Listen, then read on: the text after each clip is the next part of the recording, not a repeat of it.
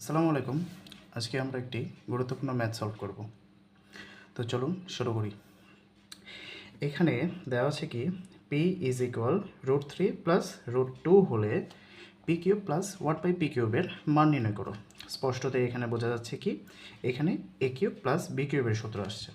তো এ cube plus B কিউবের সূত্র কি আমরা জানি? যদি এ আকারে আমরা চিন্তা করি যে P cube plus 1/p cube আকারে চিন্তা করি, তাহলে p plus 1/p whole cube minus 3 into P into 1/p into P plus 1/p। কিন্তু এখানে শুধু আমাদের p এর মানটা দেওয়া আছে, 1/p এর মানটা দেওয়া নাই। সুতরাং আমাদের 1/p এর মানটা বের করে নিতে হবে। তো চলুন শুরু করি। দেওয়া আছে লিখে নেব প্রথমে।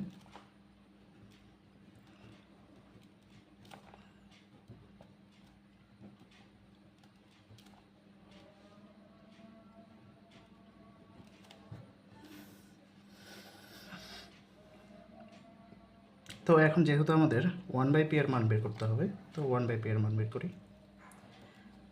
দেখুন এখানে পি এর মানটা আমরা কত জানি? √3 প্লাস √2। তো আমরা √3 প্লাস √2টা বসিয়ে দেব। যেহেতু উপরে কী আছে, 1 আছে, তাই উপরে 1 দিয়ে দেব। আমাদের পরবর্তী ধাপ হচ্ছে যে এই যে এটা যে একটা ভগ্নাংশ হলো, এখানে ভগ্নাংশের হর এবং লবকে √3 মাইনাস √2 দ্বারা গুণ করতে হবে।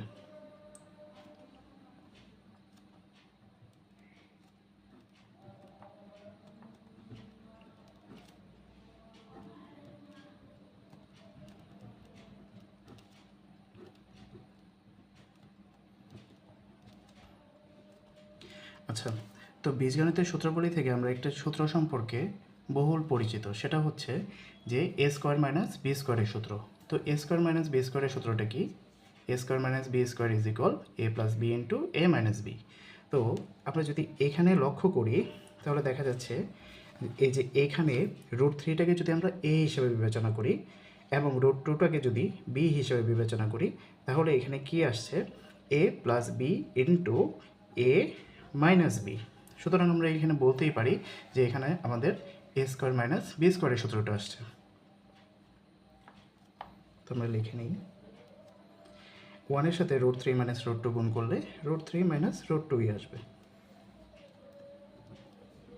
যেহেতু এটা সূত্র আসছে, তাহলে এটা সূত্র কী হবে? এ স্কোয়ার মাইনাস বি স্কোয়ার। এখানে এটা কোনটা? এটা হচ্ছে √3 আর বিটা হচ্ছে √2। তাহলে √3 স্কোয়ার মাইনাস √2 স্কোয়ার।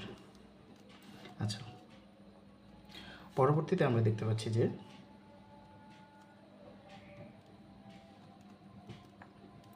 যেহেতু এখানে রুট আছে এবং এখানে স্কোয়ার আছে, সুতরাং স্কোয়ার এবং রুট চলে যাবে। তাহলে কি থাকবে? শুধু 3 মাইনাস 2।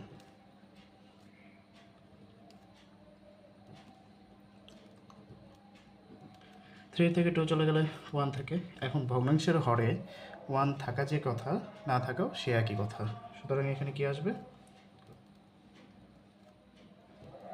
তাহলে আমরা 1/p এর মানটা কত পেলাম? √3 মাইনাস √2। আমরা যখন সূত্রটা নিয়ে আলোচনা করলাম, তখন আমরা প্রথমেই জেনে গিয়েছি যে আমাদের পি প্লাস 1/p এর মানটা প্রয়োজন। তো যেহেতু আমাদের এখানে পি এর মানটা দেওয়া আছে, এখন আমাদের পি প্লাস 1/p এর মান বের করতে হবে। তো সুতরাং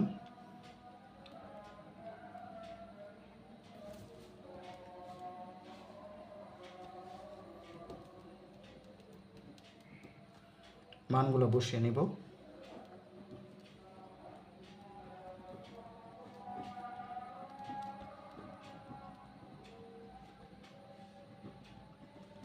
যেহেতু প্লাস চিহ্ন আছে, তাই কোনো চিহ্নের কোনো পরিবর্তন হবে না।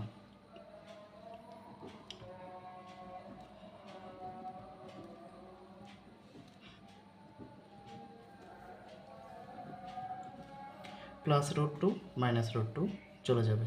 তাহলে থাকবে কি? √3 প্লাস √3। যেহেতু দুইটা √3 আছে, তাহলে আমরা বলতেই পারি এখানে কি আসবে?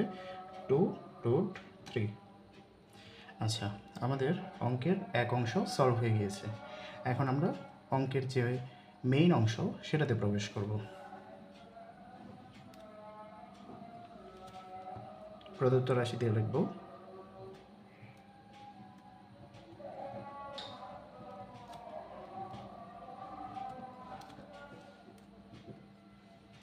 সূত্রটা কি? সূত্রটা হচ্ছে P plus 1/p whole cube minus 3 into P into 1/p into P plus 1/p। আচ্ছা, যেহেতু এখানে পি চলে যাবে, এখন আমরা পি প্লাস 1/p এর মান কত পেয়েছি এখানে? 2√3। তো 2√3টা বসিয়ে দিই।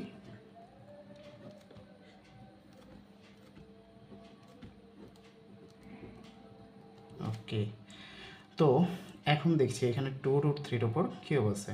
তো এটার মানে কি? এটা হচ্ছে 2 এর উপরে কিউব আছে এবং √3 এর উপর কিউব আছে। তো 2 এর উপর কিউব থাকলে মান কত আসে? 8। আচ্ছা, তাহলে √3 এর উপর কিউব থাকলে মান কত আসবে? √3 এর উপর কিউব থাকলে মান আসবে 3√3। এটা কিভাবে আসে দেখুন, এখানে √3 এর উপর কিউব থাকার মানে কি? এখানে √3 তিনটা গুণ আকারে আছে। তো √3 ইন্টু √3 ইন্টু √3। তো √3 আর √3 গুণ করলে কত আসে? 3। আর এখানে √3 থেকে গেল, তাহলে কি আসলো? 3√3। ওকে, আচ্ছা, তাহলে 3√3। ওকে, তারপর মাইনাস এইটা, যেহেতু 2√3 এর সাথে গুণ আকারে আছে, তাহলে 3 এর সাথে 2√3 গুণ করলে কত আসে?